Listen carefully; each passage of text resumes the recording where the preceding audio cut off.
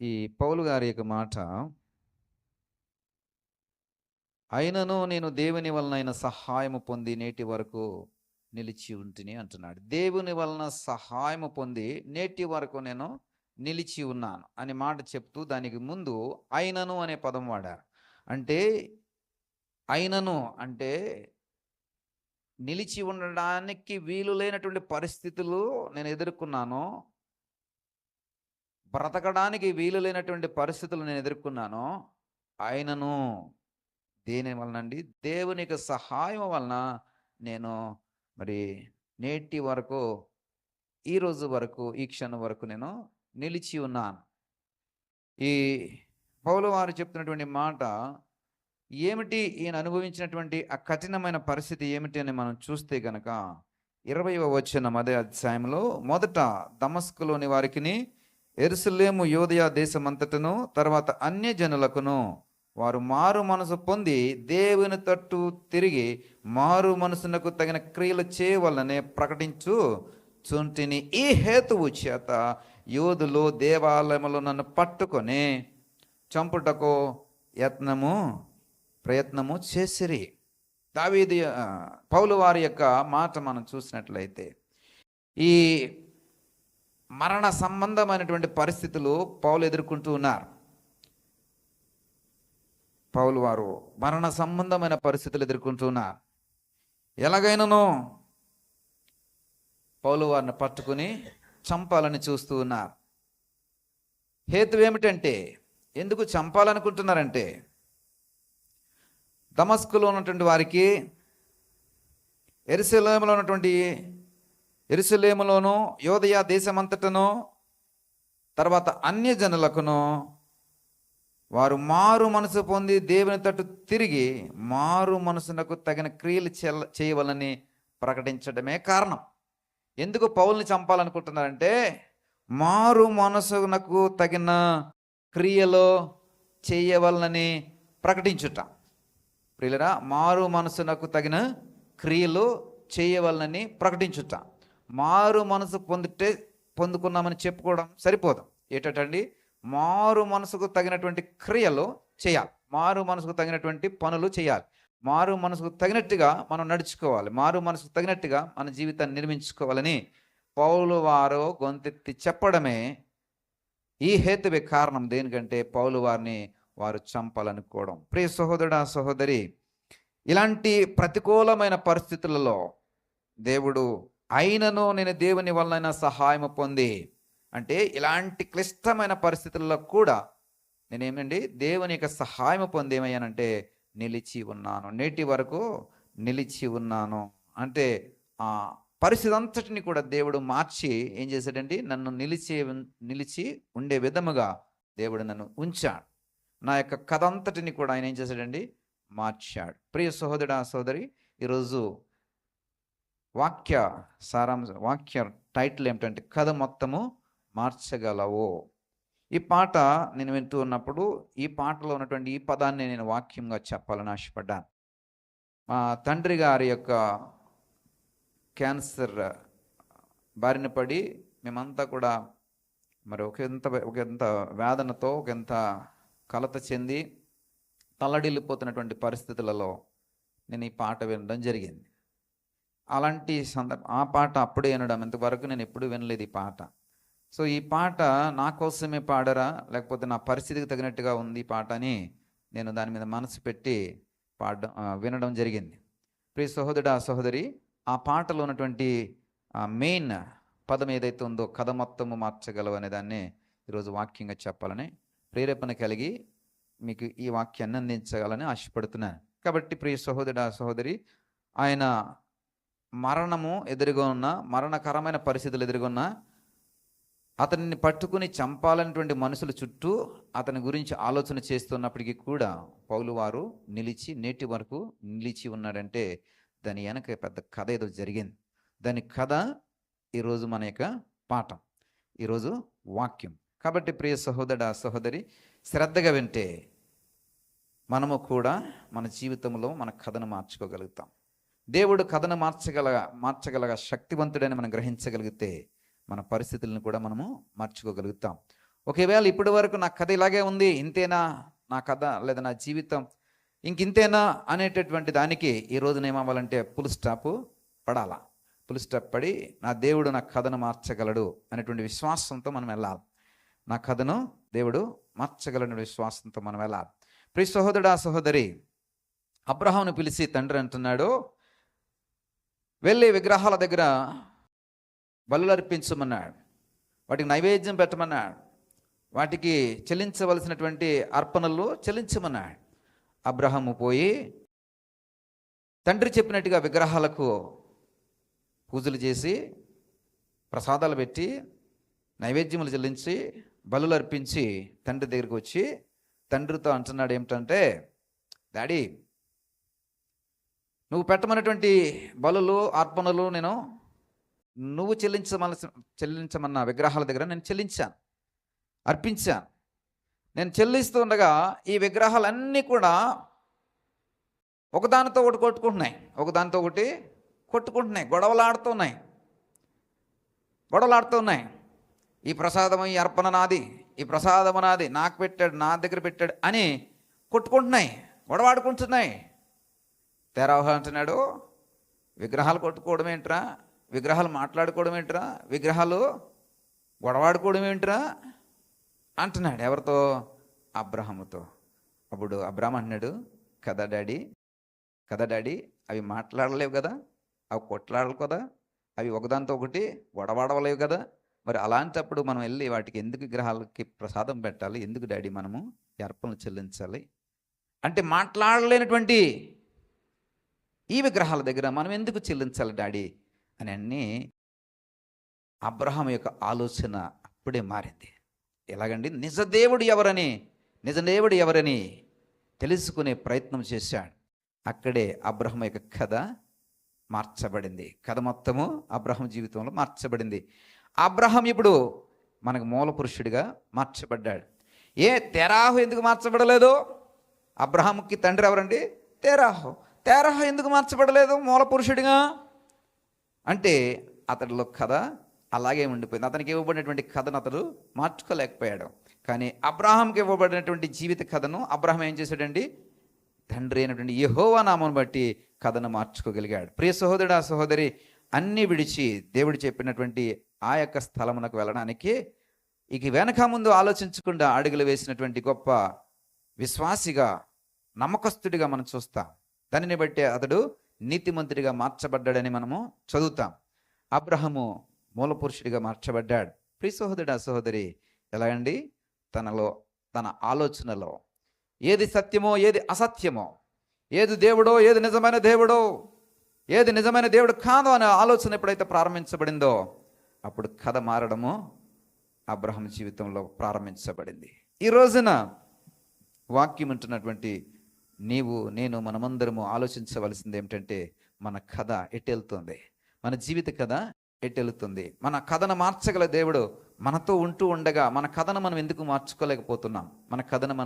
ఎందుకు మార్చుకోలేకపోతున్నాం? ప్రియ సహోదరుడా సహోదరి, యోసేపు గోతిలో పడితే అది మామూలుగా అయితే మనమేమనుకుంటామండి? ముగింపు అనుకుంటాం.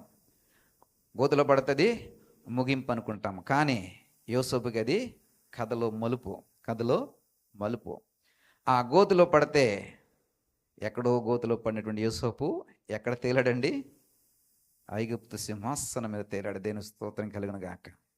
ప్రియ సహోదరుడా సహోదరి, దావీదు గొలియాతు ఎదురు నిలబడినప్పుడు ఇజ్రాయెల్ అందరికీ అనుకున్నాడు వీడి పని అయిపోయింది.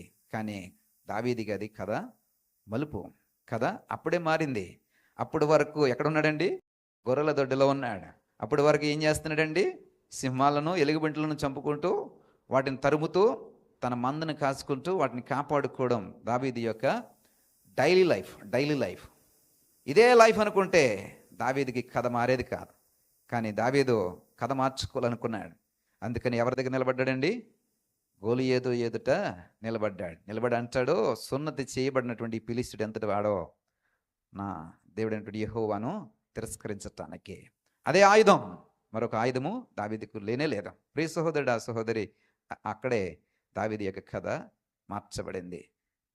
దానియేలు సింహాల బోనులు వేయబడినప్పుడు దానియేలు యొక్క కథ మార్చబడింది. ఒకవేళ దానియేలు సింహాల బోనులో వేయబడడానికి ఇష్టపడి ఉండకపోతే అప్పుడే గివప్ అంటే ఇచ్చివేయడం, అంటే తిరిగి ఇచ్చేయడం. అంటే మనం చెప్పాను, ఎవరు తిరిగి ఇచ్చేసారండి?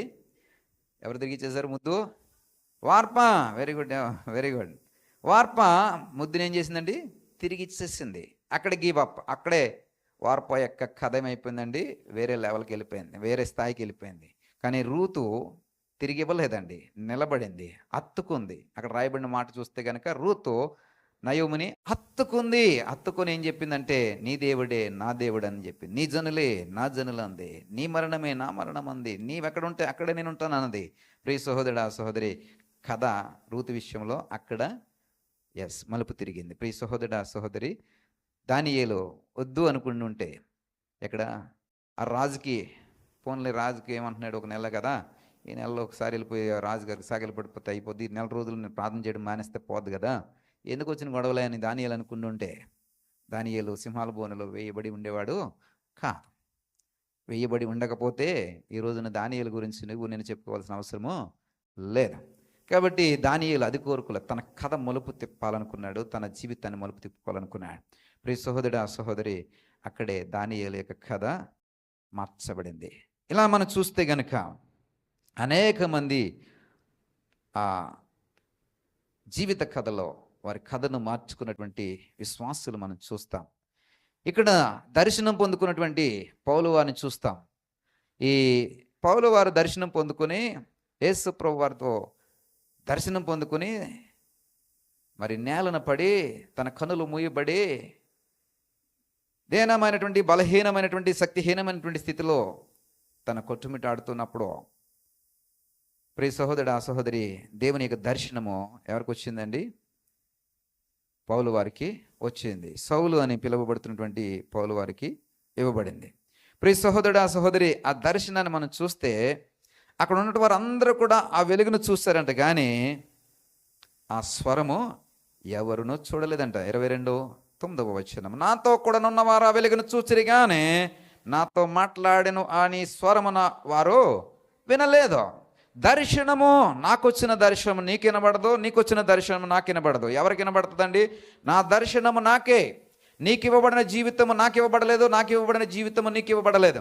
నీ జీవితం యొక్క కథను నడిపించుకోవాల్సింది నీవే, నా జీవితం యొక్క కథను నడిపించుకోవాల్సింది నేనే. ప్రియ సహోదరా సహోదరి, దేవుడు నీతో మాట్లాడుతున్నప్పుడు నీతోనే మాట్లాడతాడు. అది వాక్యమా, లేకుంటే ఆత్మీయ స్నేహితులా, లేకుంటే సందర్భాన్ని బట్ట, పరిస్థితులను బట్ట దేవుడు మాట్లాడుతూ ఉంటాడు. మాట్లాడినప్పుడు గ్రహించవలసింది ఎవరండి? మనమే. ఒరే నీకు వినబడిందా అని పౌలని ఉంటే నాకు వినబడలేదని వారు అనేవారు. ఓహో నీకు వినబడలేదంటే నాకు వినబడిందంటే నేనేదో భ్రమపడ్డానేమో అని పౌల వారు అనుకుని ఉంటే ఏమయ్యేవాడండి? దర్శనాన్ని మిస్ అయ్యేవాడు. పరీక్షించుకుని ఉంటే, అంటే ఒరే వెలుగు కనబడింది కదా, వెలుగులోని స్వరం వినబడింది కదా అని పక్కవారితో అని ఉంటే, వెలుగు అయితే చూసాం కానీ స్వరం ఎక్కడ వినబడిందిరా అని ఇలా అని ఉంటే ఖచ్చితంగా అంటారు, అందులో సందేహమే లేదు. అప్పుడు పౌలు వారు, అవునా మీకు వినబడలేదా? అదే నాకు అలా వినబడినట్టు అనిపించిందే, అయితే నేనేదో భ్రమపడ్డానులే, ఏదో పొరపాటు పడ్డానులే అని పౌలు అనుకుని ఉంటే దర్శనం అక్కడితో ముగిసిపోయేది. ప్రియ సహోదరుడు సహోదరి, పౌలు ఏం చేశాడండి? దర్శనాన్ని గ్రహించాడు, దర్శనాన్ని స్వీకరించాడు. ఏమిటి దర్శనం అంటే ఎక్కడికి పోవాలంటే 14వ వచనం, దేవుడు తన చిత్తము తెలుసుకొనుటకును ఆ నీతి మంత్రి చూచుటకును ఆయన నోటి మాట వినుటకును నిన్ను నియమించి ఉన్నాడు. నువ్వు కన్న వాటిని గూర్చియు విన్న వాటిని గూర్చియు సకల మనుషులు ఎదుట ఆయనకు దర్శనం, అది సాక్ష్యముగా ఉండడం కొరకే పౌలు వారిని దేవుడే ఏర్పరచుకుంటూ ఉన్నాడు. ప్రియ సహోదరుడా సహోదరి, ఇతడు మరి ఉన్నతమైనటువంటి హోదా కలిగినటువంటి పోస్టులో ఉన్నాడు, కానీ దేవుడు ఏర్పరచుకున్నటువంటి క్రమంలో చూస్తే కనుక సాక్షిగా ఉండడం కొరకే పౌలు వారిని దేవుడు ఏర్పరచుకుంటున్నటువంటి ఆ క్రమాన్ని మనం చూస్తూ ఉన్నాం.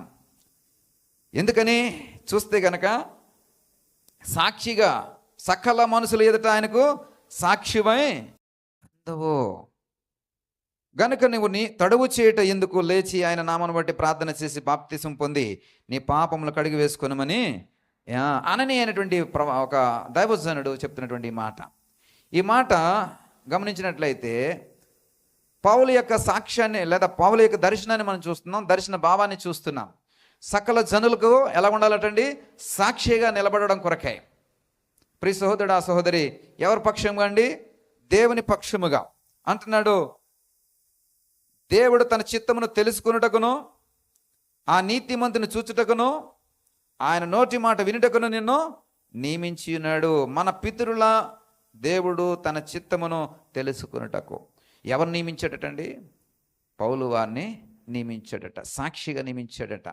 చూడండి ప్రియులరా, పితరుల యొక్క దేవుడు దేవుని యొక్క చిత్తం ఏమై ఉన్నదో తెలుసుకోవడం కోసం, నీ చిత్తం, నీ పట్ల దేవుని చిత్తం కాదు, దేవుడు ఏ విధమైనటువంటి చిత్తాన్ని కలిగి ఉన్నాడో, దేవుడు ఏ విధమైనటువంటి ప్రణాళిక కలిగి ఉన్నాడో, దేవుడు ఏమి ఆలోచన సంకల్పాలను కలిగి ఉన్నాడో అది తెలుసుకోవడానికి ఎవరు కావాలండి? పౌలు వారు కావాలి. అలాంటి వ్యక్తిగా ఎవరు నిలబెట్టాడండి? పౌలు వారిని నిలబెడుతున్నాడు. ప్రియ సహోదరుడా, ఇట్ ఇస్ వెరీ కాంప్లికేట్. అంటే మామూలు దర్శనం వేరు, పౌలు వారి యొక్క దర్శనం వేరు. దేవుని చిత్తమును తెలుసుకున్నటకు ఎంత ఆయన చిత్తాన్ని తెలుసుకోవడం అవుతుందండి? Highly impossible. నీ గురించి ఆయన తెలుసుకోవడం చాలా ఈజీ, కానీ దేవుడి గురించి నువ్వు తెలుసుకోవడం చాలా కష్టం. ప్రియ సహోదరుడా, సహోదరి, అలాంటి దర్శనాన్ని పౌలుకి దేవుడు ఇస్తున్నాడు. తన చిత్తమును తెలుసుకుని తన కోసం నిలబడేటువంటి ఒక దైవజనుడు కావాలి, ఒక అపోస్తలుడు కావాలి. ఈ మాటలు లోక అన్నటువంటి ఒక దైవజనుడు రాస్తున్నాడు. ఈ లోక అపోస్తల కార్యాలు రాశాడు, అదేవిధంగా లోక గ్రంథాన్ని కూడా రాశాడు. ఈ అపోస్తలు కార్యాలను రాసినటువంటి లూక ఎవరి యొక్క అనుచరుడు అంటే? పౌలు వారి యొక్క అనుచరుడు.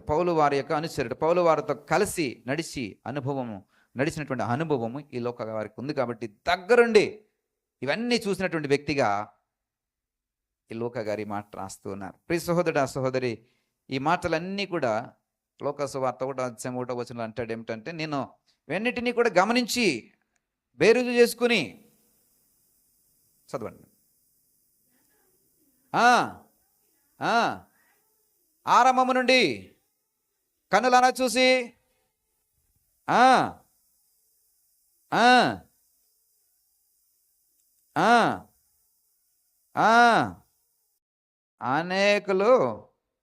అనేకులు పూనికి ఉన్నారు. అందులో ఎవరటండి? లోకా కూడా ఘనత వహించిన థెయోఫిలా.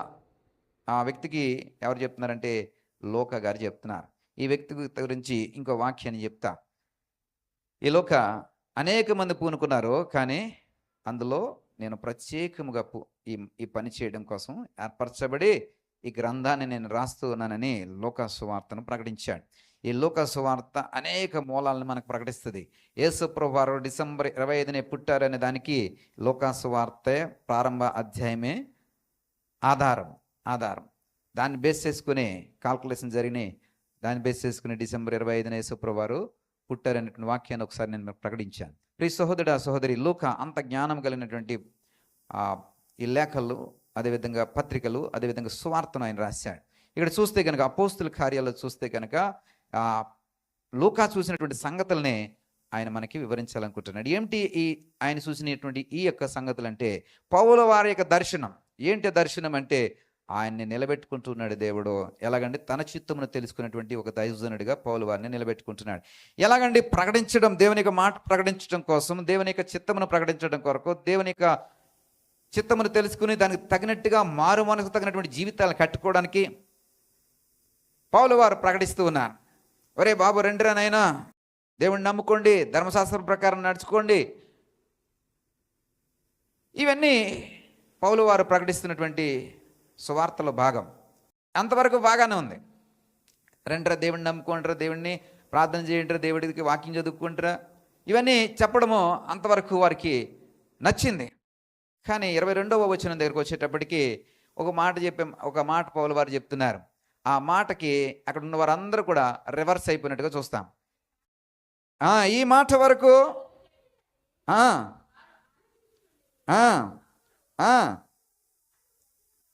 అప్పుడు వరకు చూస్తే కనుక పౌలు వారు చెప్పిన మాటలు అంగీకారంగా అనిపించాయి. కానీ సడన్గా పౌలు వారి మీద వ్యతిరేకత వచ్చేసింది. పౌలు వారి మీద తిరస్కారం వచ్చేసింది.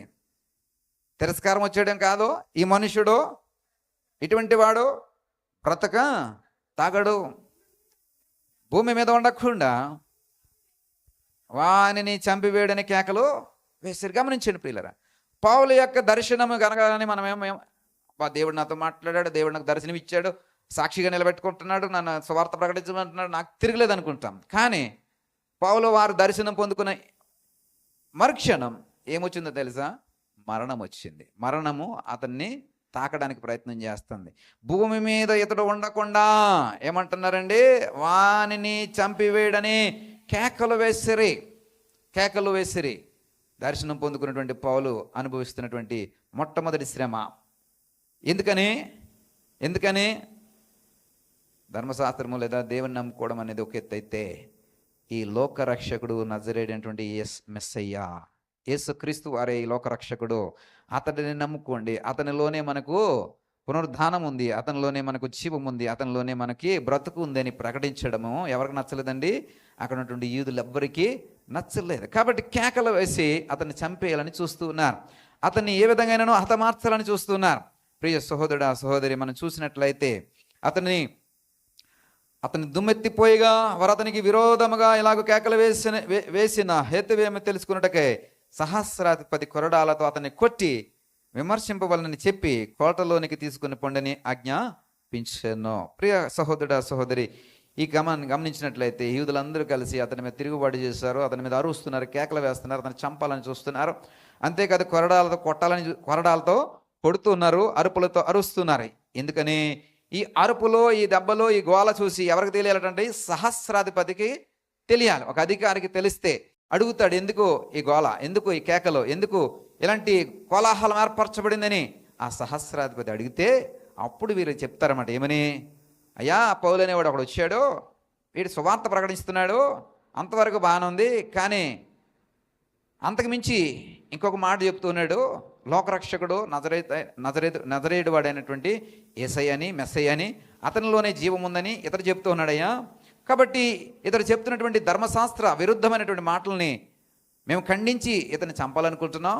కాబట్టి న్యాయం తీర్చి ఇతనికి మరణశిక్ష విధించండి అని చెప్పడానికి అవకాశం ఉంటుందని వీళ్ళందరూ కలిసి పౌలు వారిని చితకొట్టేస్తున్నారు. ప్రియ సహోదరుడా సహోదరి, ఈ సహస్రాధిపతి చూద్దాం. అక్కడ ఉన్నటువంటి 25వ వచనం, వారు పౌలును వారితో కట్టుచున్నప్పుడు అతడు తన దగ్గర నిలిచి ఉన్న శతాధిపతిని చూసి, శిక్ష విధింపకయే రోమీయుడైన మనిషిని కొరడాలతో కొట్టుటకు మీది అధికారం ఉన్నదా అని అడిగాను. ఈ శతాధిపతి ఎప్పుడైతే కొడతా ఉన్నారో, ఈ శతాధిపతులు ప్రధాన యాజకులు అందరూ కలిసి పౌలు వారిని కొడుతున్నారో, పౌలు వారు అక్కడ ఉన్నటువంటి ఒక శతాధిపతిని పిలిచి అంటున్నాడు ఏమిటంటే, ఒరే బాబు, నన్ను తన్నేస్తున్నారు, కొట్టేస్తున్నారు, కొరడాలతో కొట్టేస్తున్నారు, బాధేస్తున్నారా? ఇది అంతవరకు కరెక్టు? నేను రోమేయుడిని కదా, రోమేయుడిని అయినటువంటి నన్ను ఈ విధంగా విచారించకుండా, ఏమి నేరం చేశానో, ఏం తప్పు చేశానో విచారించకుండా కొట్టడం ఎంతవరకు సబబు అని అడుగుతున్నాడు. ఎప్పుడైతే ఈ మాట అన్నాడో, ఏ మాట? ఆ మాట కాదు, రోమేయుడనైనా, ఆ మాట చాలా ఇంపార్టెంట్. కొట్టడం సభ అంటే కొట్టడం సభ అంటారు. రోమేయుడనైనా నన్ను కొట్టడం సబబా అని అడిగానే వాళ్ళు భయం పుట్టింది. వెంటనే ఈ శతాధిపతి ఏం చేశాడంటే సహస్రాధిపతి దగ్గరికి తీసుకుపోయాడు. సహస్రాధిపతి తీసుకెళ్ళిపోయి పౌలుని అక్కడ నిలబెట్టాడు. ప్రధాన యాజకులు, పెద్దలు, శతాధిపతులు, సహస్రాధిపతుల తర్వాత ఎవరుంటారండి? రాజులు, చక్రవర్తులు ఉంటారు. ఇది క్రమము. ఏదండి క్రమము? మళ్ళీ చెప్పండి. నిద్ర వస్తుందా? ఏజీ ఆపేస్తాను. ప్రధాన యాజకులు, పెద్దలు, శతాధిపతులు, సహస్రాధిపతులు. శతాధిపతులు అంటే 100 మందికి కలిపి ఒక అధికారి. సహస్రాధిపతులు అంటే 1000 మందికి కలిపి ఒక అధికారి. ఇక తర్వాత రాజులు, చక్రవర్తులు ఉంటారు. ఇది క్రమము. ఇప్పుడు ఎక్కడి నుంచి ఎక్కడికి వచ్చిందండి? శతాధిపతి దగ్గర నుండి సహస్రాధిపతి దగ్గరికి కేసు వచ్చింది. వినండి, కేసు వచ్చింది. ఏ కేసు? పౌలు గారి కేసు వచ్చింది. పౌలు గారి కేసు. ఏంటి కేసు? ఏతాడు? ఏంటి కేసు? లా చేసిన వాళ్ళు ఎవరు లేరు ఇక్కడ. ఏంటి కేసు? ఆ, ఆ, ఆ, మీరు ఫాలో అవ్వట్లేదు. ఏంటి కేసు? స్వార్థ చెప్పడం కాకుండా మెస్సయ్య దేవుడని, అతడే రక్షకుడని, అతడి ద్వారానే పునరుద్ధానం ఉందని, పునర్జీవం ఉందని ప్రకటిస్తా ఉన్నాడు. ఇది కేసు. అర్థమవుతున్న కేసు గురించి ఎవరి మీద ఉందండి? పౌలు వారి మీద. ఈ కేసుని ఇప్పుడు ఎక్కడ తీసుకొచ్చారంటే శతాధిపతి దగ్గర నుండి అక్కడ నిలబెట్టారు. ఇప్పుడు ఇతను అంటున్నాడు ఏమిటంటే, నువ్వు రోమీయుడవా? అది నాతో చెప్పుమనగా 27వ వచనంలో కనబడుతుంది. కాబట్టి ప్రియ సహోదరుడా సహోదరి, ఇప్పుడు ఎన్నో అధ్యాయంలో ఉన్నామండి మనం? ఎన్ని అధ్యాయాలు ఉన్నాయి ఇక్కడ అమ్మా? 30 అధ్యాయాలు. ఎన్ని ఉన్నాయి? 22 నుంచి 28కి 6 అధ్యాయాలు చెప్పాలి నేను. 6 అధ్యాయాలు చెప్తేనే కానీ ఈరోజు కథ ముగించబడదా. మీరు ఇక్కడే ఏమంటారదండి, నచ్చికొట్టాడదా, ఏమంటారదండి, నానుస్తూ ఉంటుంటే ఇంకా ఇది కాకుండా ఇంకా ఎన్ని అధ్యాయాలు ఉన్నాయి.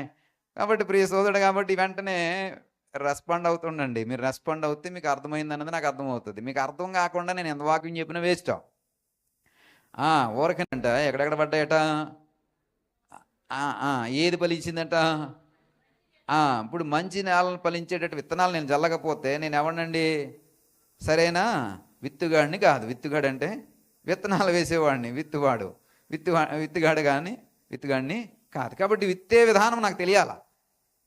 మీకు ఎప్పుడు తెలుస్తుంది సరైన నేల పడిందా లేదా అని? పరీక్షించుకున్నప్పుడే ఆ విత్తువాడి విత్తనాలన్నీ కూడా సరైన నేల మీద పడ్డదో తెలుస్తుంది. ప్రియ సహోదరుడు, నేను విత్తనాన్ని తప్పు పడతలేదా? ఎవరిని తప్పు పడుతున్నాను? విత్తువాడిని తప్పు పడుతున్నాను.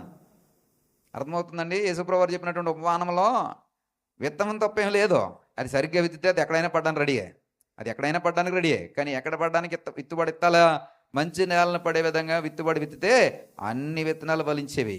కేవలం మంచి నేలను పడిన విత్తనాలు మాత్రమే ఫలించేవి కదా. మరి ఇవన్నీ వేస్ట్ అయిపోయినాయి కదా. మిస్టేక్ ఎక్కడ? విత్తువాడు సరిగ్గా విత్తలేదు. సరిగ్గా విత్తుంటే ఎంత బాగుండేది. అందుకని నేను సరిగ్గా విత్తుతున్నాను లేదా పరీక్షించుకోవడం కోసమే ప్రశ్నిస్తూ ఉంటాను. 22వ అధ్యాయం నుండి 28వ అధ్యాయం వరకు మనం వెళ్ళాలి అంటే టక చెప్పేసుకుంటూ పోవాలి. ఇప్పుడు ఈ అధికారి అంటున్నాడు, నువ్వు రోమీయుడువా అంటున్నాడు. ఆ సహస్రాధిపతి అంట ఈ రోమీయుడు అనేటువంటి పౌర హక్కుని ఎంతో ద్రవ్యము చెల్లించి ఆ సిటిజన్షిప్ తీసుకున్నాడంట. మరి నీకు ఎలాగొచ్చిందిరా? నేను రోమీయుడిని అనేటువంటి పౌర హక్కుని సంపాదించుకోవడానికి ఏం చేశానండి? ఎంతో ద్రవ్యము వెచ్చించాను. నీకు ఎలాగొచ్చింది అంటే పౌలు అంటాడు, ఐఎమ్ బై బర్త్, అంటే జన్మతః నాకు ఈ రోమీయుడు అనేటువంటి పౌర హక్కు నాకు ఇవ్వబడింది. అంటే పుట్టుకతోనే జన్మ అంటే బై బర్త్ ఐఎమ్ ఏ రోమియన్ అని చెప్పాడు. ప్రియ సహోదరి గమనించండి. అమెరికా వెళ్తే అమెరికా దేశంలో సిటిజన్షిప్ కోసం మన వాళ్ళు పాకలాడేస్తుంటారు. అవునండి కాదు? లేకపోతే కొన్ని రోజులు అయిన తర్వాత ఏం చేస్తారు? తోలేస్తాడు. మా ట్రంప్ లాంటి తిక్కలోడు వచ్చాడు అనుకోండి, వెంటనే తోలేస్తాడు. అందరూ పొమ్మనే ఈ మధ్యకాలంలో జరిగింది కదా. ఎందుకని? సరైనటువంటి సిటిజన్షిప్ లేదు వారికి. వెళ్ళి అక్కడ ఏమంటారు, తిష్ట వేసేసుకున్నారు. నోరు తిరుగుతలేదు, దేవుని స్తోత్రం. తిష్ట వేసేసుకున్నారు. కాబట్టి వీళ్ళందరినీ తోలేయాలనుకున్నాడు. అలా తోలేస్తే జనాలందరూ వచ్చి ఎక్కడ పడ్డారండి? తనితే బూర్లు పుట్టలు కాదు, తనితే ఎండి చేపలు కంపలు పడ్డారు. పోయి ఇంక వాసనే దేవుని స్తోత్రం. అంటే బ్రతుకు తిరిగి అందేమైపోయింది, ఒక్కసారిగా చల్లాచెదరైపోయింది. అనేక మంది, నాకు తెలిసిన వాళ్ళు చాలామంది అట్టనే వచ్చి పడిపోయారు. అలాంటి సిటిజన్షిప్ కోసం అందరూ ప్రయాసపడతారు కదా. అలాగే రోమా దేశంలో సిటిజన్షిప్ కోసం చాలా ద్రవ్యము చెల్లించి సహస్రాధిపతి ఆ సిటిజన్షిప్ తీసుకున్నాడంట. అలాంటిది నీకు ఎలాగొచ్చిందిరా అంటే పౌలు చెప్తున్నాడు, భయపడ్ ఆమె రోమియన్, నేను రోమియన్. వెంటనే వాడికి భయం వేసింది. ఎందుకని? రోమిల యొక్క చట్టం వేరు, రోమిల యొక్క విచారం వేరు. అంటే శాసనాలు వేరు, విచారించడం వేరు. ఆ విచారించకుండా శిక్ష వేయడం కుదరదు. అంతేకాదు ఆ చట్టాలని ఎవరు ఉల్లంఘించినా దానికి శిక్ష వేరేగా ఉంటుంది. ఆడు సహస్రాధిపతి అయినా శతాధిపతి అయినా ఎవడైనా ఉల్లంఘిస్తే దానికి శిక్ష వేరేగా ఉంటుంది. కాబట్టి ప్రియ సహోదరుడు ఏమంటే భయం వేసింది. కాబట్టి ఈ సహస్రాధిపతి ఏం చేశాడు? తను తీసుకెళ్ళి కాసేపు బందీ గృహంలో ఉంచంటారు, తర్వాత సంగతి చూసుకుందాం అన్నాడు. ఎవరండి? సహస్రాధిపతి. పౌలు ఇప్పుడు ఎక్కడ ఉన్నాడండి? కేసు ఎక్కడ ఉందండి? సహస్రాధిపతి దగ్గర ఉంది. ఇప్పుడు సహస్రాధిపతి భయపడుతున్నాడు. ఇతన్ని టెంపరీగా కేసుని ఏం చేశాడండి, వాయిదా వేశాడు. కేసును వాయిదా వేశాడు. ఇది 22వ అధ్యాయం 23వ వచనం దగ్గరకు వచ్చేటప్పటికి మరలా మహాసభ ఏర్పాటు చేశారు. పౌలు వారిని అక్కడ తీసుకొచ్చి అక్కడ నిలబెట్టారు. అక్కడ ఉన్నటువంటి ప్రధాన యాజకుల్లో అననీయ అనేటువంటి ఒక ప్రధాన యాజకుడు ఉన్నాడు. అతడు ఏమంటున్నాడు తెలుసా, వాడి నోటి మీద కొట్టుడని దగ్గరగా నిలిచిన వారికి ఆజ్ఞాపించగా, అక్కడ ఉన్నటువంటి అననీయ, ఇందాక ఒక అననీయం చూసాం. అతను ఎవరండి? దైవజనుడు. పౌలు వారిని ఆ యొక్క నేత్రాలను తెరిచినటువంటి దైవజనుడు, దేవుని యొక్క చిత్తమును ప్రకటించినటువంటి దైవజనుడు. ఇక్కడ ఈ అననీయ ఎవరు? ప్రధాన యాజకుడు. ఒకే పేరు ఉన్నటువంటి మనలో రకరకాల క్యారెక్టర్లు ఉంటాయి కదా, ఉంటాయా లేదా?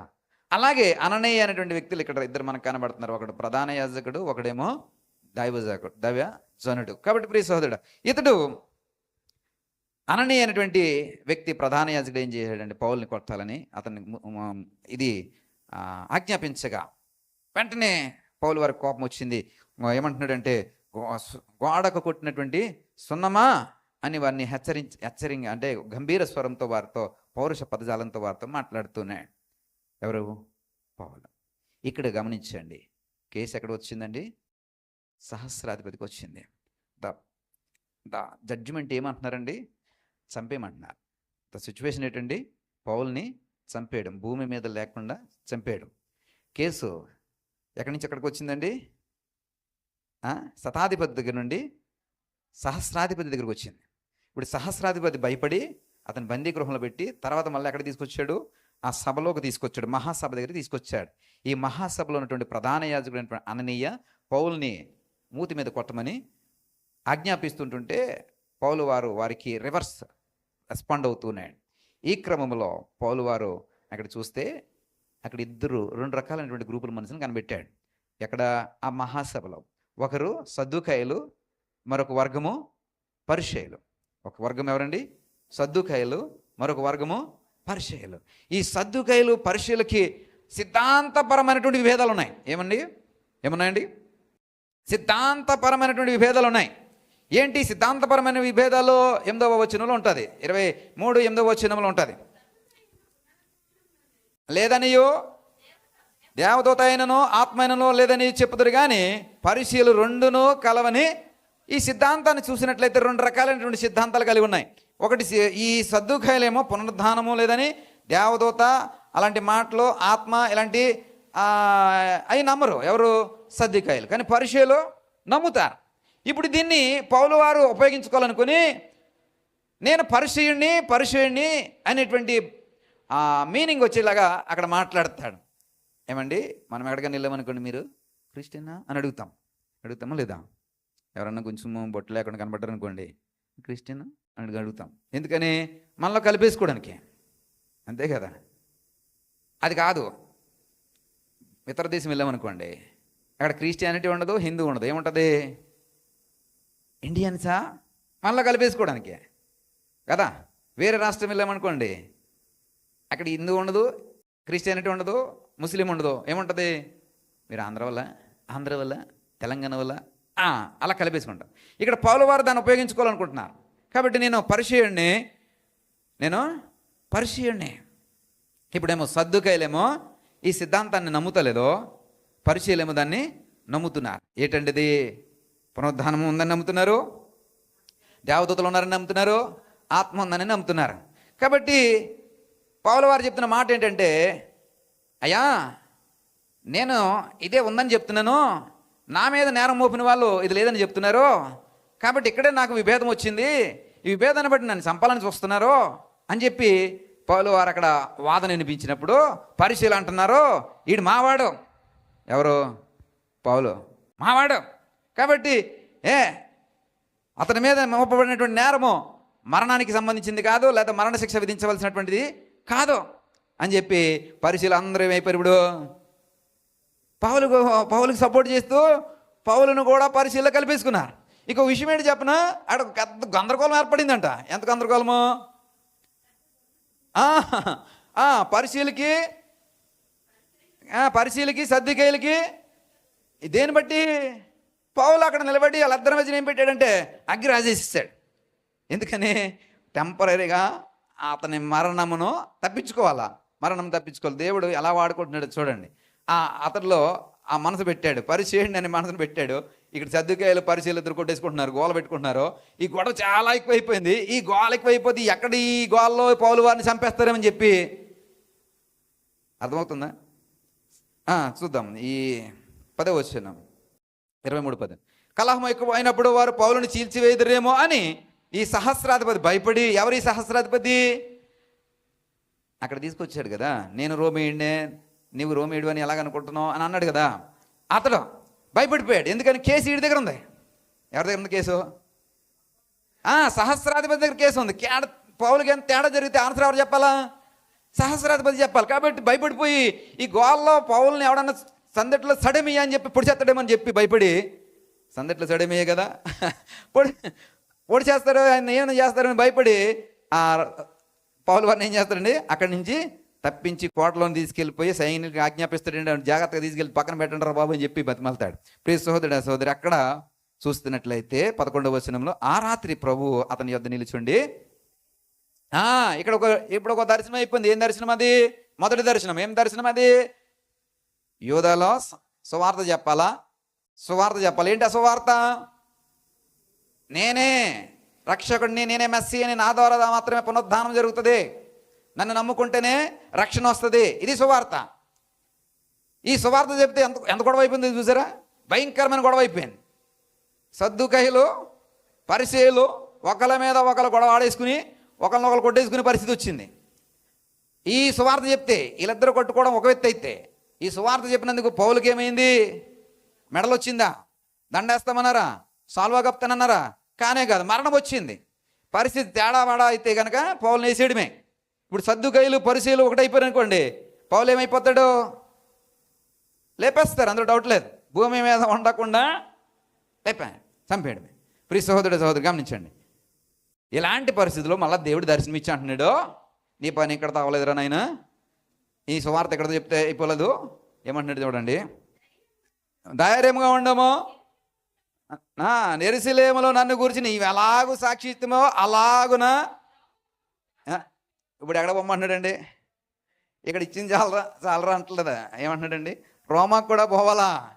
అసలు ఇక్కడే యెరూషలేములోనే కుదరతలేదు. ఇలా అంతో కొంత వీళ్ళకి తెలుసు. ఏది? ధర్మశాస్త్రం గురించి తెలుసు, యెహోవా దేవుని గురించి తెలుసు, ఈ మెస్సయ్య వస్తాడని తెలుసు. ఇతడే మెస్సయ్య అని నమ్మట్లేదు. అది ప్రాబ్లం. ఏది ప్రాబ్లం అండి? మెస్సయ్య వస్తాడని వీరికి తెలుసు. ఎవరు చెప్తారు ఈ మాట? సమరయ స్త్రీ. యోహాను సువార్త 4వ అధ్యాయంలో సమరయ స్త్రీ కనబడుతుంది. ఒక మెస్సయ్య అనేవాడు ఒకడు వస్తాడని మాకు తెలుసు, అతడే మమ్మల్ని రక్షిస్తాడని తెలుసు అని చెప్పి ఆ సమరయ స్త్రీ అంటది. యేసు ప్రభువారిని ఎదురుగుండా పెట్టుకుని లోకరక్షకుడు వస్తాడని, మెస్సయ్య వస్తాడని తెలుసు అంటది. అప్పుడు ప్రభువారు చెప్తారంటే, నేనే ఆ లోకరక్షకుడిని, నేనే నువ్వు ఎదురు చూస్తున్న మెస్సయ్య అని చెప్పినప్పుడు ఆమె కొండ బదిలి ఆ ఊరిలోనికి పోయి ఆ సువార్త అందరికీ చెప్పినప్పుడు ఊరు వారందరూ వచ్చి యేసు ప్రభువారి యొక్క మాటలు విని ఆ గ్రామం వారందరూ కూడా రక్షింపబడ్డారు. దేని స్తోత్రం కలిగిన గాక. అది కదండి. ఇప్పుడు ఈ అంతో కొంత తెలిసినటువంటి యూదులకి, అంతో కొంత తెలిసినటువంటి యెరూషలేము వాసులకి చెప్తేనే పౌలును ఒప్పుకోవట్లేదు. పౌల్ని చంపేయాలనుకుంటున్నారు, పౌల్ని హతమార్చాలనుకుంటున్నారు, భూమి మీద లేకుండా చేసేయాలనుకుంటున్నారు. అలాంటి క్రమంలో దేవుడు అంటున్నాడు, ఇక్కడ కూడా చెప్తే సరిపోదరా నాయనా, నువ్వు ఎక్కడికి పోవాలా? రోమా కూడా పోవాలా. ఇదంతా ఎక్కడికి? ఈ కథ అంతా కూడా యేసు ప్రభువారు దర్శనములో ఒక వ్యక్తిని నిలబెట్టుకుని ఆ వ్యక్తిని ఎలా వాడుకుంటున్నాడో చూస్తున్నాం. ప్రియ సహోదరుడు సహోదరి, ఎప్పుడైతే ఈ దర్శనం కలిగిందో 12వ వచనం వచ్చేటప్పటికి అక్కడ ఉన్నటువంటి 40 మంది, నేను చెప్పేస్తుంటాను, మీరు ఫాలో అయిపోండి, బైబిల్ చూడకండి, నన్ను చూసేయండి. ఈ 40 మంది యూదులో పౌలుని ఎలాగైనా చంపాలని ఒట్టేసుకున్నారంట. ఎప్పటి వరకు? అతను చంపేటంత వరకు అన్నపానములు ముట్టుకోకూడదని ఒట్టేసుకున్నారంట. ఒట్టేసుకుని ఏం చెప్తున్నారో తెలుసా? ఎలాగైనా సరే పౌలుని చంపేయాలి. ఎందుకని? మనోడు చెప్పే సువార్త వీళ్ళకి ససేమీ ఎక్కట్లేదు. యేసుక్రీస్తు వారు సొంత లోకరక్షకుడు అనే మాట వారు అంగీకరించలేకపోతున్నారు. కాబట్టి ఎలాగైనానూ చంపేయాలనుకుంటున్నారు. కాబట్టి వీళ్ళందరూ కలిసి ఒక ప్లాన్ చేశారు. ఏమిటంటే, మనము ఈ శతాధిపతికి చెప్దాం, ఆ జైలు నుంచి ఎక్కడ తీసుకెళ్ళేటప్పుడు సహస్రాధిపతికి మధ్యకి రేపొద్దుట తీసుకెళ్ళమని చెప్దాం. తీసుకెళ్ళమని చెప్పి అతన్ని తీసుకెళ్లే లోపు మనం ఏం చేద్దామంటే పౌల్ని లేపేద్దాం, పౌల్ని చంపేద్దాం. లేపేద్దామంటే చంపేద్దాం. ఇది ఆ 40 మంది యూదుల యొక్క ఆలోచన. 40 మంది యూదుల యొక్క ఆలోచన ఏమంటండి, ఎలాగైనానో పంపేయాలి. ఎక్కడి నుంచి? జైల్లో ఉన్నటువంటి పౌలుని తీసుకుని రేపొద్దున తీసుకెళ్ళి అక్కడ నిలబెడతారు కదా, నిలబెట్టిలోగా ఈ దారి మధ్యలో ఏం చేయాలా? పౌలుని వేసేయాలా, పౌలుని వేసి. ఇది ఆలోచన. ఈ ఆలోచన పౌలు వారి యొక్క మేనల్లుడు విన్నాడు. వీరు మాట్లాడుకోవడము, 40 మంది మాట్లాడుకోవడం, కుట్ర చేయడం ఎవరు విన్నారండి? పౌలు మేనల్లుడు విన్నాడు. వెంటనే పౌలు జైల్లో ఉన్నటువంటి పౌలు దగ్గరికి వచ్చి, మామ మేనల్లుడు అంటే ఇతను మామ అవుతాడు కదా, మామ మా మేనగోళ్ళు వచ్చింది. ఇప్పుడు ఏమంటుంది? నన్ను మామ అంటుందా? అలాగా మామ ఇదిగో నీ మీద కుట్ర జరుగుతుంది, నేను చంపేయాలనుకుంటున్నారు, రేపు నేను ఇక్కడి నుంచి సహస్రాధిపతి దగ్గర తీసుకెళ్ళాలనుకుంటున్నారు, ఈ తీసుకెళ్లే మార్గ మధ్యంలో నేను వేసేయాలనుకుంటున్నారు అని చెప్పి పౌలు వారికి చెప్పాను. పౌలు అంటున్నాడు, సరే నేను చెప్పిన మాట ప్రకారం నువ్వు ఏం చేయాలా? ఫాలో అవ్వు. ఇదిగో ఈ ఒక శతాధిపతిని నేను పిలుస్తాను, ఆ శతాధిపతితో నువ్వు వెళ్ళి నువ్వు నాకు ఏదైతే మాట చెప్పావో ఇది ఎవరికి చెప్పు? సహస్రాధిపతికి చెప్పు అని చెప్పి పౌలు చెప్తే, ఈ పౌలు ఏం చేశాడండి, ఆడికి తీసుకెళ్ళాడు. ఆడికి సహస్రాధిపతికి. ఎవరిని? మేనల్లుడిని తీసుకెళ్ళాడు. ఇప్పుడు మేనల్లుడు ఏంటి చేస్తున్నాడంటే సహస్రాధిపతి దగ్గరికి పోయి, అయ్యా పౌలు గారిని చంపేయాలని 40 మంది ప్రతిని పూనారు, అన్నపానం ముట్టుకోకూడదని, అతను చచ్చిపోయే వరకు అన్నపానం ముట్టుకోకూడదని వారు ప్రతిని పూనారు, ఎలాగైనా పౌలు చంపేయాలనుకుంటున్నారు, ఇదయ్యా కదా అని అన్నాడు. అప్పుడు సహస్రాధిపతి అంటున్నాడు, నాకు చెప్పినట్టుగా ఈ మాట, నువ్వు నాకు ఈ మాట చెప్పినట్టుగా ఎవరికి తెలియకూడదు, నేనేం చేయాలో ఆలోచన చేస్తానని చెప్పి ఆ కుర్రవాడిని అక్కడి నుంచి పంపించేసి ఈ సహస్రాధిపతి ఏం చేస్తాడంటే ఆ పౌలు వారికి ఫుల్ సెక్యూరిటీ ఇస్తాడు. ఎందుకని? కేసు ఎవరి దగ్గర ఉంది? కేసు సహస్రాధిపతి దగ్గర ఉంది. ఏమైనా మార్గ మధ్యంలో తేడా కొట్టేస్తే రోమీల చట్టాలు చాలా స్ట్రిక్ట్గా ఉంటాయి. కాబట్టి అసలే నేను రోమీయుడిని అన్నాడు కదా, ఈ రోమీయుడిని చంపేస్తే ఇక మామూలుగా ఉండదు, ఇక యుద్ధాలు మామూలుగానే. ఇప్పుడు యుద్ధాలు మామూలుగా చిన్న చిన్న ఆటికి గిల్గజ్జలకు కొట్టేసుకుని చచ్చిపోతున్నారు. ఈ గాజా వాళ్ళు, ఈ సిరియా వాళ్ళు, పాలస్తీనా వాళ్ళు, ఇజ్రాయిల్. అలాంటిది మనుషుల్ని చంపేస్తే ఎలాగుంటుందండి? చాలా భయంకరంగా ఉంటుంది. అది కూడా ఇతని యొక్క ఆధ్వర్యంలో చచ్చిపోతే ఇంకా భయంకరంగా ఉంటుంది. కాబట్టి ఈ సహస్రాధిపతి ఎలాగైనా కూడా పౌలుని తప్పించాలని ఒక ఆలోచన చేసి ఏం చేశాడో తెలుసా? రాత్రి 9 గంటలప్పుడు చూసినట్లయితే ఆ వాక్యాన్ని చూద్దాం. చూడండి 23వ వచనం. తరువాత అతడు శతాధిపతుల ఇద్దరిని తన యొద్దకు పిలిచి కైసరయ వరకు వెళ్ళుటకు 200 మంది సైనికులను 70 మంది ఎంత అయింది అక్కడికి? 200 అంటే 200 200, దేని స్తోత్రం. 200 అంటే 200. తర్వాత 70 మంది గుర్రపు రౌతులు నడిపేవారు. ఈట్లంటే ఏమంటారు దాన్ని? ఈట్లంటే బల్లెలు పట్టుకున్న వాళ్ళు 200 మంది. ఇంకా చూడండి, పౌలును ఎక్కించి అధిపతి అయిన ఫెలిక్స్ వద్దకు భద్రముగా తీసుకుని పోటకు గుర్రములను సిద్ధపరచుడని చెప్పాను. మరి ఈ ప్రకారంగా ఒక పత్రిక రాశాను. ఇక్కడి నుంచి పౌల్ని ఎక్కడ తీసుకుపోతున్నారండి? కైసరయాకి తీసుకుపోతున్నారు. అక్కడ ఎవరున్నారండి? ఫెలిక్స్ ఉన్నాడు. ఈ ఫెలిక్స్ని నిజానికి రేపు తీసుకెళ్ళాలి. ఎవరిని? పౌల్ని. ఎలాగా? సాధారణంగా ఒక ఖైదీని తీసుకెళ్ళాలంటే తీసుకుపోవాలి. రోమియోలకి సంరక్షణలో మామూలుగా తీసుకుపోవాలి. కానీ దేవునికి ఆలోచన చూడండి, మరణం నుండి ఎలా తప్పిస్తున్నాడు చూడండి. రాత్రి 9 గంటలప్పుడే ఎంతమంది అండి? 200 ప్లస్ 470 మంది సైన్యం ఏం చేశారటండి? పౌలుకి కాపలాగా వస్తే పౌలుని తీసుకెళ్ళి ఎక్కడ పెట్టారండి? కైసరయ అంటే ఊరు పేరండి అది. అక్కడ ఎవరున్నారండి? ఫెలిక్స్ నొద్దకు తీసుకుపోయారు. అక్కడ పెట్టారు. ఎక్కడి నుంచి ఆడికి వచ్చాడండి? ఇప్పుడు సహస్రాధిపతి దగ్గర నుండి ఫెలిక్స్ దగ్గరకు వచ్చాడు. ఇప్పుడు ఫెలిక్స్ ఆధీనంలోకి వచ్చాడు ఎవరు? పౌలు. ప్రియ సహోదరి, ఎక్కడి నుంచి అండి? యెరూషలేములో నుంచి కైసరయాలో ఉన్నటువంటి ఫెలిక్స్ యొక్క ఆధీనంలోకి వచ్చేసాడు. ఇప్పుడు సహస్రాధిపతి ఆధీనంలో లేడు. ఈ క్రమంలో ఎన్నిసార్లు మరణం తప్పించబడింది? 2 సార్లు మరణం తప్పించబడింది. ఒకటి సద్దుకాయలో పరిచయాలు కొట్టుకున్నారు కదా, అప్పుడు చంపేయాలి ఎవరిని? పౌలుని. మనోడికి చిన్న అవకాశం వాడేసుకున్నాడు కాబట్టి అక్కడ తప్పించబడ్డాడు. ఇక్కడ కూడా చంపేయాలి. ఎప్పుడు? ఇక్కడి నుంచి ఇక్కడికి వెళ్ళేటప్పుడు పౌలుని చంపేయాలి. అయితే దేవుడు అతనికి ప్రణాళిక ఇచ్చి ఆలోచన చెప్పి ఈ మరణాన్ని కూడా తప్పించాడు. దేని స్తోత్రం కలిగిన గాక. ఆ క్రమంలో ఇప్పుడు ఎక్కడ ఉన్నాడంటే ఫెలిక్స్ దగ్గరికి వచ్చాడు. ఈ ఫెలిక్స్ దగ్గరికి వచ్చిన తర్వాత 27వ వచనంలో చూస్తే కనుక, మనుషులు పట్టుకుని చంపబోయినప్పుడు అతడు రోమీయుడని నేను విని సైనికులతో వచ్చి అతన్ని తప్పించి వారు తన మీద మోపిన నేరమేమో తెలుసుకున్న గోరి నేను వారి మహాసభ యొద్దకు అతన్ని తీసుకుని వచ్చి. ఇప్పుడు ఫెలిక్స్ కూడా ఏం చేస్తున్నాడంటే అతన్ని ఏంటి నేరం ఏంటి అని తెలుసుకునే ప్రయత్నం చేస్తూ ఉన్నాడు. ఇప్పుడు సహస్రాధిపతి అయిపోయింది. యూదులు ఏం నేరం పెట్టారు ఇతని మీద, మన వాళ్ళు ఏం పెట్టారు, ఎందుకు చంపాలనుకుంటున్నారని ఫెలిక్స్ తెలుసుకోవాలని చూస్తూ ఉన్నాడు. ఈ ఫెలిక్స్ 24వ వచనం దగ్గరికి వచ్చేటప్పటికి ఫెలిక్స్ మన యొక్క స్థితి కనబడుతుంది. ఏంటంటే ఫెలిక్స్ ఏ విధంగా అతన్ని జడ్జిమెంట్ చేస్తున్నాడు, ఎలా తీర్పు చేస్తున్నాడో చూస్తాం. ఈ ఫెలిక్స్ పౌలు ఏదైతే చెప్తున్నాడో ఆ మార్గం గురించి నమ్మకం ఉంచినవాడే. అంటే పౌలు వారు ఏం చెప్తున్నారండి?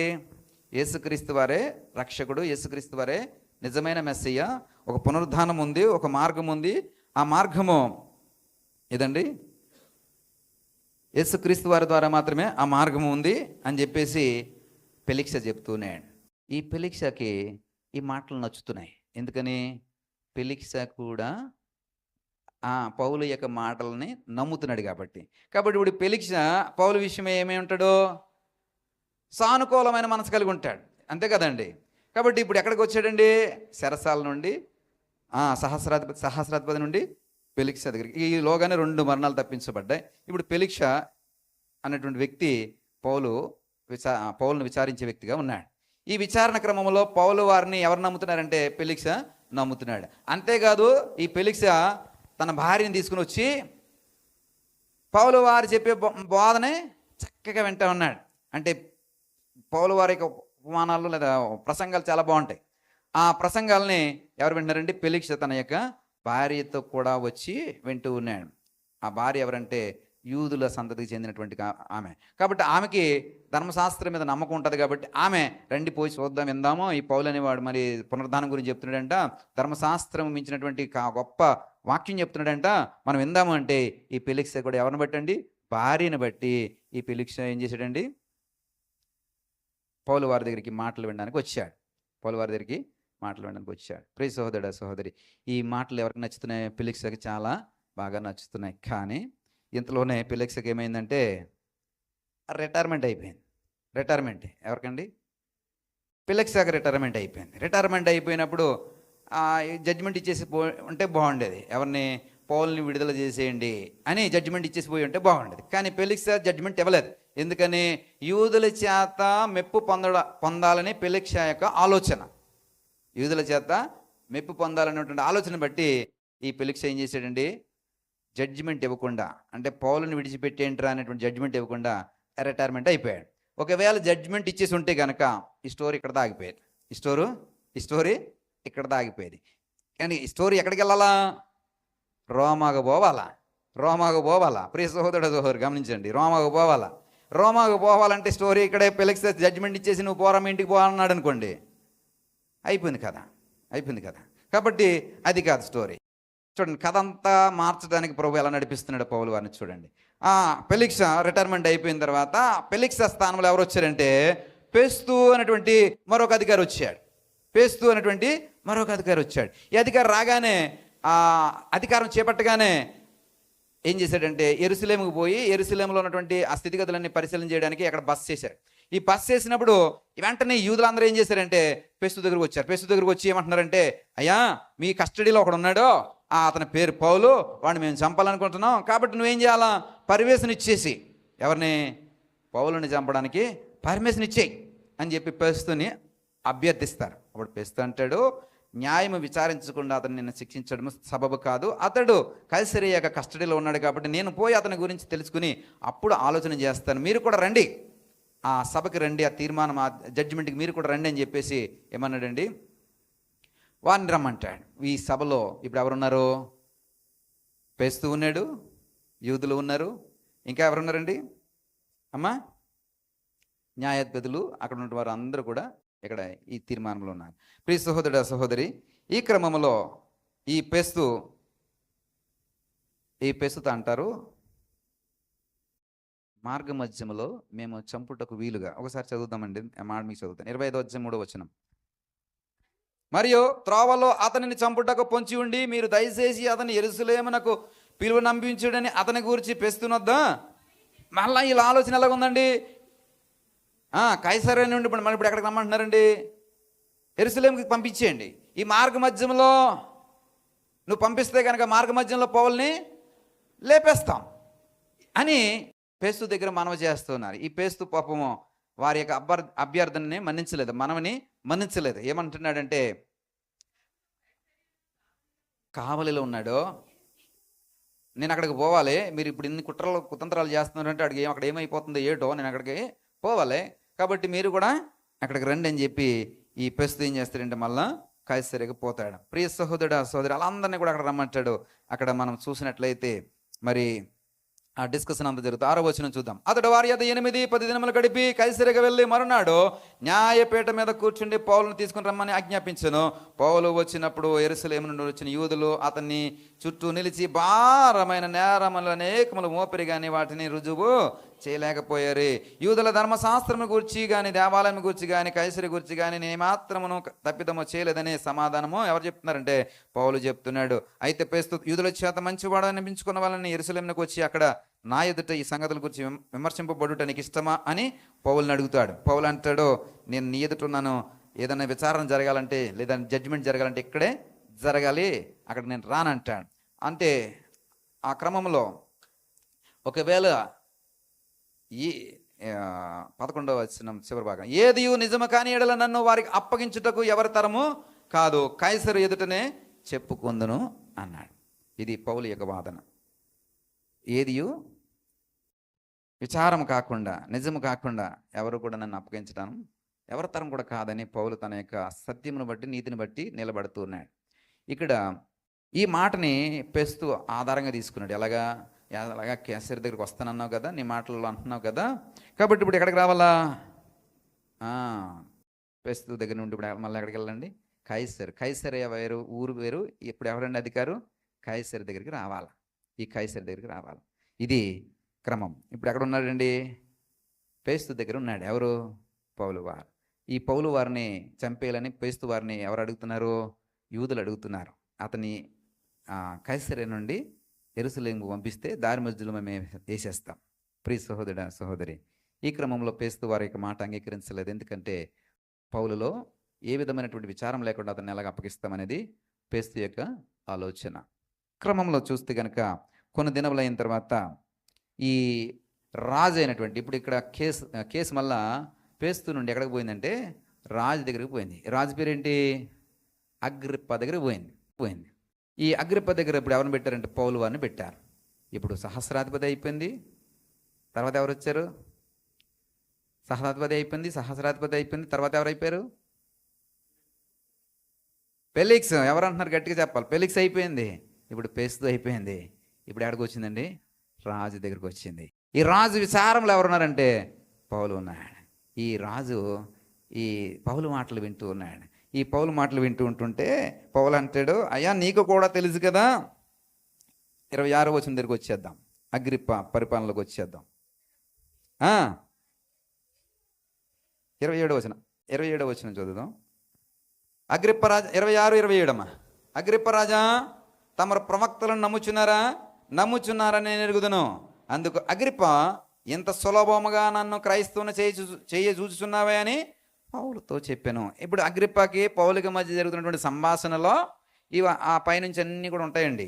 ఇవి చదువుకున్న తర్వాత ఇప్పుడు ఫైనల్గా పౌలు వారు మాట చెప్పేశారు ఏంటంటే, నీకు ప్రవక్తల గురించి తెలిసి ఇవన్నీ తెలుసు కదా, సో నువ్వు కూడా నమ్ముతున్నావు కదా అని అంటే, ఈ రాజు అంటున్నాడు, నన్ను చాలా ఈజీగా నన్ను క్రిస్టియన్గా మార్చేయాలనుకుంటున్నావు, అంత సులభమా నన్ను మార్చేయడం అని ఎవరు అంటున్నారండి? రాజు. అప్పుడు పౌలు అంటున్నాడు, సులభముగానో దుర్లభముగానో తమరు మాత్రము కాదు, నేడు నా మాట వినువారందరూ ఈ బంధకములు తప్ప నా వలె ఉండినట్లు దేవుడు అనుగ్రహించును గాక అని. ఇప్పుడు ఈ సువార్త ఎవరు చెప్తున్నారంటే ఏకంగా రాజుగా చెప్పేస్తున్నాడు. ఏకంగా రాజుగా చెప్పేస్తున్నాడు. ఈ రాజు అంటున్నాడు, నన్ను సులభంగా మార్చేయాలని చూస్తున్నావరా, క్రైస్తవుడిగా మార్చేయాలని చూస్తున్నావరా నువ్వు అని చెప్పేసి అంటే, సులభమో దుర్లభమో నా మాట వింటే నువ్వు బ్రతుకుతావరా అని చెప్తున్నాడు. ప్రియ సహోదరుడా సహోదరి, ఈ క్రమంలో రాజుకి పౌలు వారిలో ఏ విధమైనటువంటి దోషమో కనిపించలేదు. కాబట్టి పౌలు వారిని రాజు ఏం చేశాడంటే, ఇతడు కైసరి దగ్గరికి వెళ్ళాలనుకుంటే పంపించండి, లేదంటే ఆ చివరి వచనంలో ఉంటుంది చూడండి.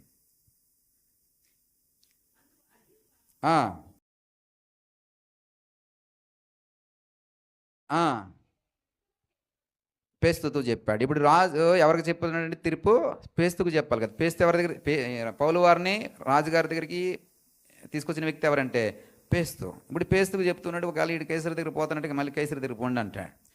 ఈ క్రమంలో రాజుగారు కూడా ఏం చేయలేదండి, పౌలును శిక్షించలేదు. ఇప్పుడు మళ్ళా కేసు ఎవరి దగ్గర ఉంది, పేస్తు దగ్గరే ఉంది. ఇప్పుడు ఈ పేస్తు తర్వాత జరిగినటువంటి క్రమంలో 27వ వచనం ప్రారంభ వచనంలో, మేము ఓడ ఎక్కి ఇటలీ వెళ్ళవలనని నిర్ణయమైనప్పుడు, ఇటలీ అంటే దేశమా, దేని స్తోత్రం, రోమ్. ఇటలీ రాజధాని ఏంటండి, రోమ్. ఇప్పుడు టార్గెట్ ఏంటండి, పౌలు యొక్క టార్గెట్ ఏంటండి, రోమాకి వెళ్ళాలా. ఇప్పుడు నిర్ణయం అయిందంటే ఏంటండి, రాజుగారు ఇంక వీడికి శిక్ష చేయలేదు. ఇప్పుడు పేస్తే ఏం చేశాడంటే మళ్ళా నిర్ణయం చేశాడు, ఏంటి వీడిక్కడ ఉండడం వేస్ట్, వీడిని ఎక్కడ పంపించేయాలా, ఇటలీకి పంపించేయాలని చెప్పి కొంతమంది ఖైదీలతో కలిపి పౌలును కూడా ఏం చేశారంటే వాడ ఎక్కిచ్చేశారు. చూడండి ప్రియుల కథ ఎట్లా తిరుగుతుందో అర్థమవుతుందండి. దేవుని యొక్క స్వార్థ ప్రకటించడం కోసం పౌలు దర్శనం పొందుకుని ఎన్ని మరణాపాయ స్థితులను తప్పించుకుంటున్నాడో చూడండి. రాజులను ఎదుర్కొంటున్నాడు చూడండి, సహస్రాధిపతులను ఎదుర్కొంటున్నాడు చూడండి, శతాధిపతులను ఎదుర్కొంటున్నాడు చూడండి, ప్రియ సహోదరుడు సహోదరి చక్రవర్తులను ఎదుర్కొంటున్నాడు చూడండి. ఈ క్రమంలో ఎక్కడ తేడా కొట్టినా కథ డ్యామిట్ ఏమవుద్దండి, డ్యామిట్ కథ అడ్డం తిరిగిందంటారు తెలుసా, అలాగ అయిపోద్ది.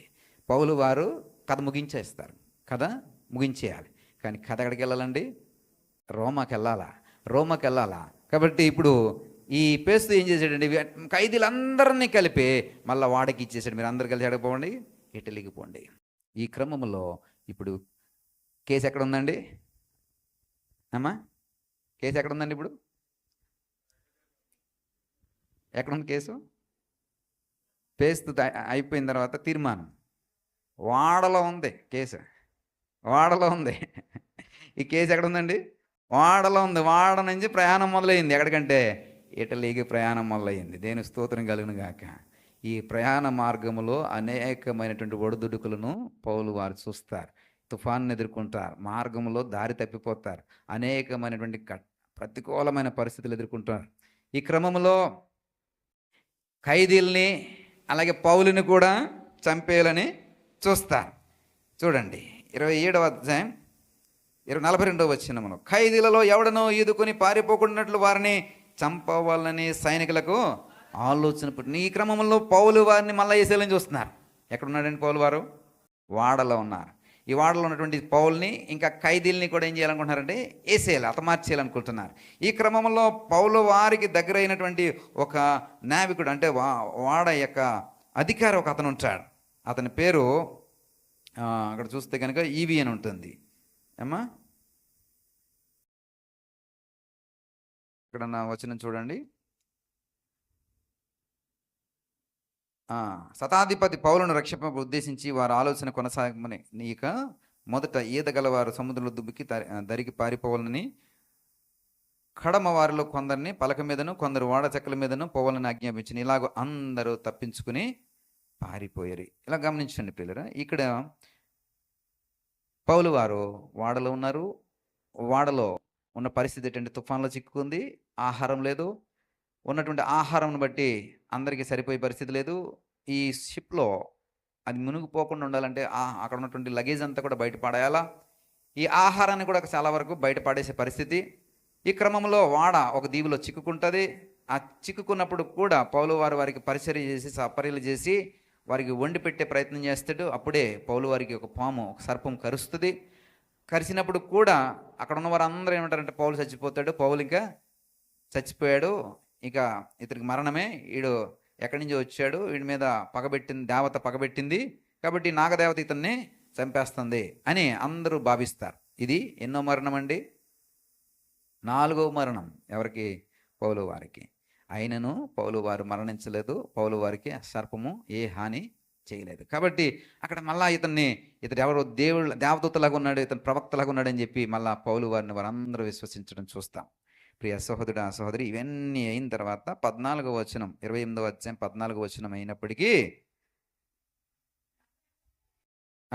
మేము చూసినప్పుడు వారు తమ యొద్ద 7 దున్నములు ఉండవలనని మమ్మను వేడుకునిరి. ఆ మీదట ఇవన్నీ అయిన తర్వాత ఈ 27వ అధ్యాయం 28వ వచనం 28వ అధ్యాయం చదవండి. ఈ వాడలో వారు ఎదుర్కొన్న ప్రతికూలమైన పరిస్థితులు, చావుతో పోరాటం మనం చూస్తాం. అందులో సర్పం అనేది ఒకటి, ఆకలి అనేది మరొకటి, అక్కడ ఆహారం లేనటువంటి పరిస్థితి, అందరూ అలమటిస్తున్నటువంటి పరిస్థితి. ఈ క్రమంలో మళ్ళీ ఖైదీలు కూడా, ఖైదీలందరినీ కూడా ఈ సైనికులు ఏం చేద్దాం అనుకుంటున్నారండి? చంపేయాలనుకుంటున్నారు. ఇది 5వ మరణం. ఇది ఖైదీలు అతని చంపేయాలనుకోవడం. ఇన్ని దాటుకొని పౌలు వారు ఎక్కడికి వచ్చారండి?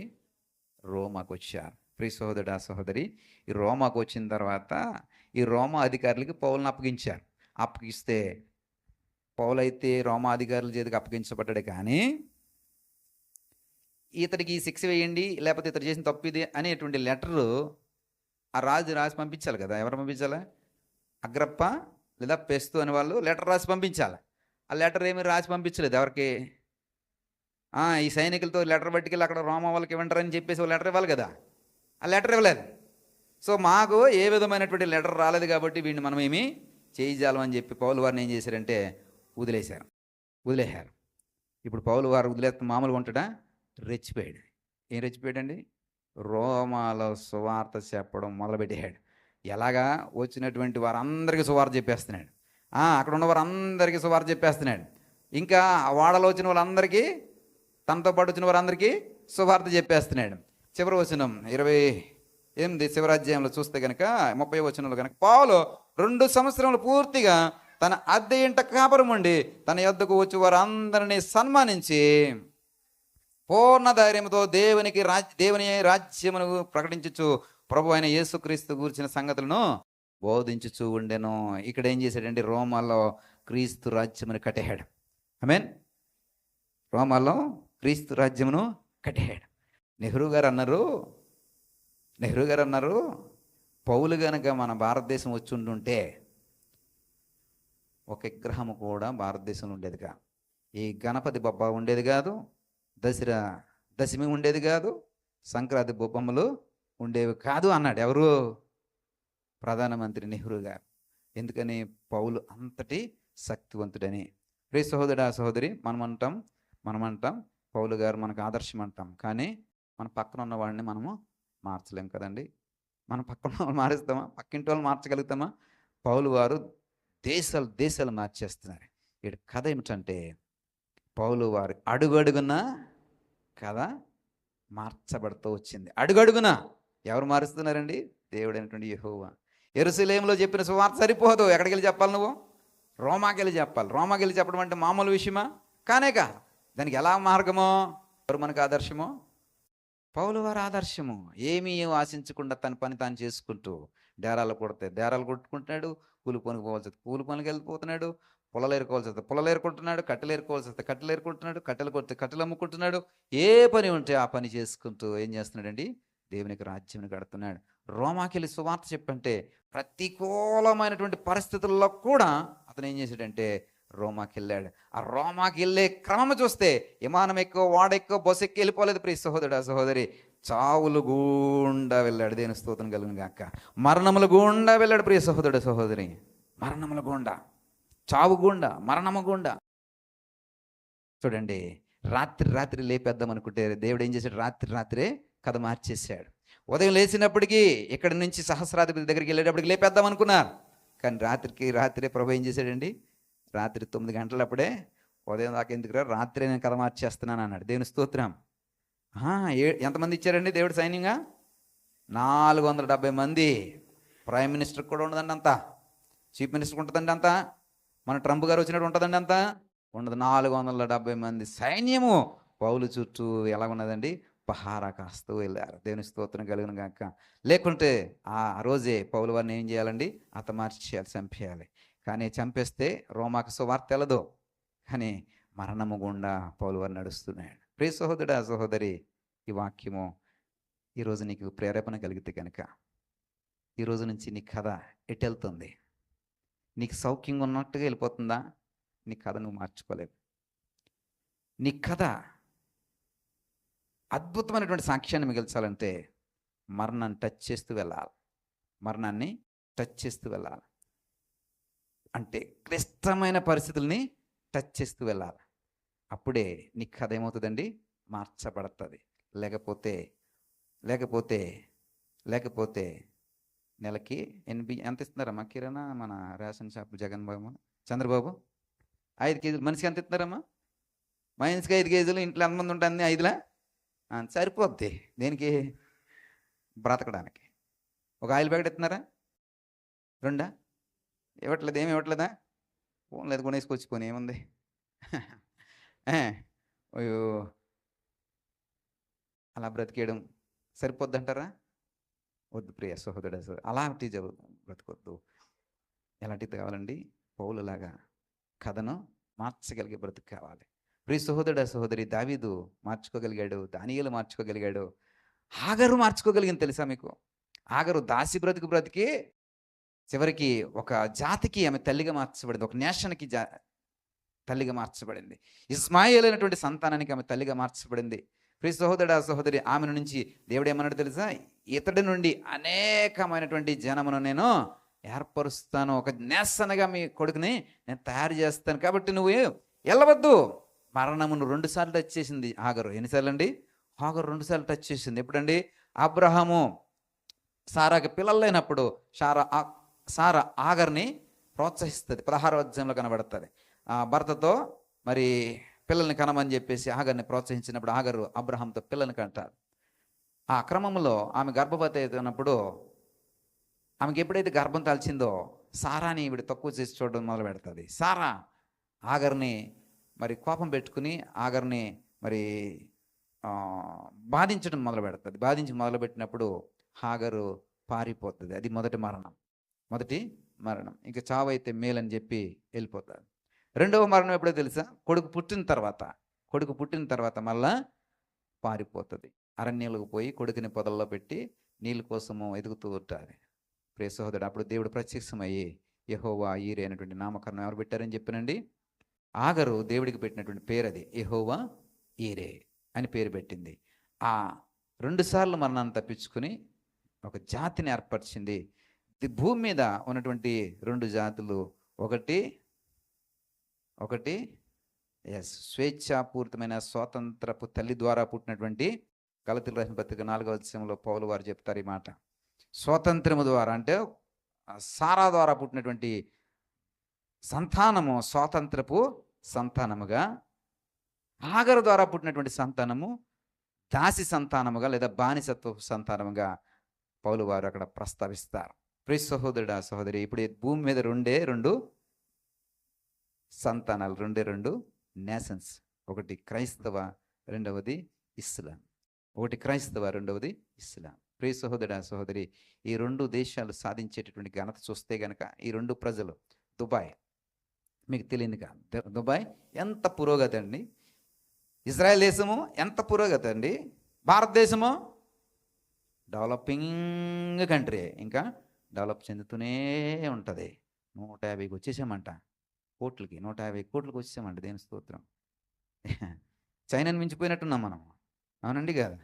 ఎందుకని పాపము వాళ్ళు ఒక రూల్ పెట్టారు, ఒకళ్ళకన్నా ఎక్కువ కనొద్దు కంటే జైలు అన్నారు.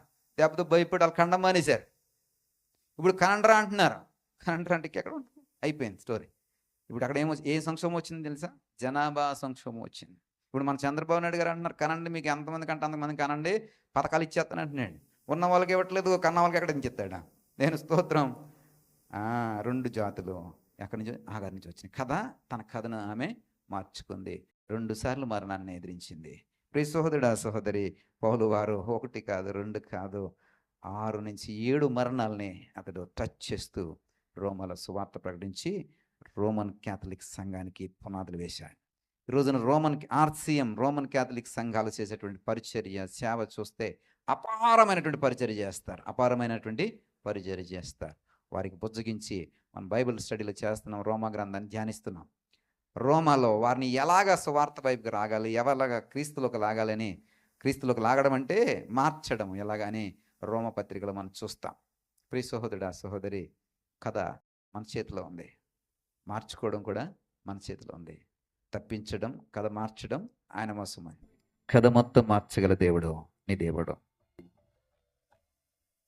యెరూషలేములో సువార్త ప్రకటిస్తే సరిపోదు ప్రియ సహోదరుడా, సహోదరి, రోమాలో కూడా నువ్వు సువార్త ప్రకటించాలి. యెరూషలేములోనే చావుని రుచి చూసినటువంటి పౌలు వారు రోమాకి వెళ్ళడానికి ఇంకెంత పరిస్థితులను, గడ్డు కాలం ఎదుర్కోవాలి. రాత్రికి రాత్రే కుట్ర చేసి అన్నము కూడా ముట్టుకొనమని ప్రతినెపూనారు. సౌలు మరణము చూసేటంత వరకు, చావుని చూసేటంత వరకు మేము పచ్చి మంచినీళ్ళు కూడా ముట్టము అని ప్రతినెపూనారు. అలాంటి పరిస్థితులను కూడా పౌలు టచ్ చేస్తూ దేవుని యొక్క కృపను బట్టి, కథను మార్చగలిగే దేవుని యొక్క అనుగ్రహమును బట్టి రాత్రిగాడే తప్పించబడ్డాడు. మహాసైన్యము పౌలు కొరకు ఏర్పరచబడింది. రోమాకి వెళ్ళడము లక్ష్యము. శతాధిపతులు, రాజులు, చక్రవర్తులను దాటుకుంటూ మరణాన్ని టచ్ చేస్తూ రోమాకు చేరుకున్నాడు. రోమాకు చేరుకున్నటువంటి పౌలు తన సొంత అద్దె ఇంటిలో తనే అద్దె కట్టుకుంటూ రాజ్యమును విస్తరింపచేస్తున్నాడు. నీ జీవితాన్ని ఎలాగ నిర్మించుకోవాలనుకుంటున్నావు? నీ కథను ఎలాగా మలుపు తెప్పి తీసుకెళ్ళాలనుకుంటున్నావు? ఈరోజు ఈ వాక్యం ద్వారా నీ ఆలోచన మారాలి. అవును ప్రభా, నా కథను మార్చే దేవుడవు నీవయ్యా. ఇదిగో ప్రభా, నా పట్ల నీకున్న సంకల్పము, ఉద్దేశములు వేరయ్యా. దాన్ని నేను తెలుసుకుని దానికి తగినట్టుగా నా కథను నేను మలుచుకుని, నా కథను నేను మార్చుకుంటానయ్యా. ఇదిగో ప్రభు, ఈ తీర్మానంలో ఉన్న ప్రతి బిడ్డను దీవించి ఆశీర్వదించండి. మహిమ, ఘనత, ప్రభావం మీరే పొందుకున్నామని యేసు వారి నామం బట్టి ప్రార్థించి వేడుకొని పొందుకుంటున్నాం తండ్రి. ఆమేన్. ప్రభువుల్లో చేయి వేయడానికి సిద్ధపడతామండి.